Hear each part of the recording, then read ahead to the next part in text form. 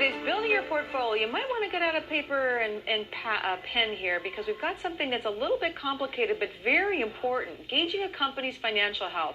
Back in 1968, Edward Altman, a well-known bankruptcy expert, developed something called the Z-score. This quantifies a company's probability of entering bankruptcy. Now, Credit Suisse First Boston has put together a list of companies ranked by Z-scores. Ryan Renicker is an equity derivative strategist at Credit Suisse First Boston, and he joins us from his New York office with more. Ryan, thank you for joining us. Thank you. Nice to be here. So, what is a Z-score? Essentially, a Z-score is an indicator that measures a firm's probability of entering bankruptcy. Its key components measure a firm's earning power, liquidity, revenue-generating capacity, and debt load. So do I want a high Z-score or a low Z-score? Well, a high Z-score indicates that a low probability of bankruptcy will occur, and a low Z-score indicates high bankruptcy probability. Okay, now you've given us, based on your Z-scores, some companies that have low Z-scores, in other words, high probability of bankruptcy, right, or some, high... Oh. High Z-score companies. Okay. So who are they? That's okay.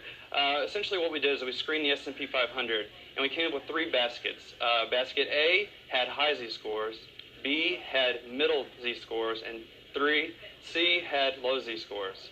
Examples of companies with low Z-scores include AOL, Time Warner, and Quest Communications. And sample of companies with high Z-scores included Procter & Gamble and IBM. Okay, well, let's walk through, because I assume if I'm not a client of Credit Suisse First Boston, I don't have access to your Z-scores rankings? That's correct. So maybe we can give our viewers some idea of some of the things they could look at by getting a company's financial statement and pulling out just some pretty major numbers, right, and doing a couple little calculations? Right. It's essentially a pretty easy process. All the viewer would have to do is go to the FTC's website, www.sec.gov, and pull up a company's most recent annual filing, which is called the 10K, the Form 10K.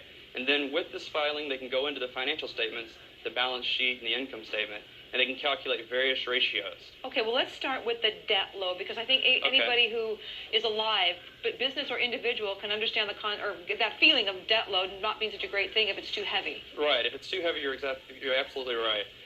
The higher the debt load, essentially the lower the Z-score would be.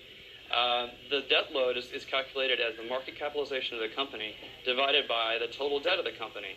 So the higher the value is, then the better the company is.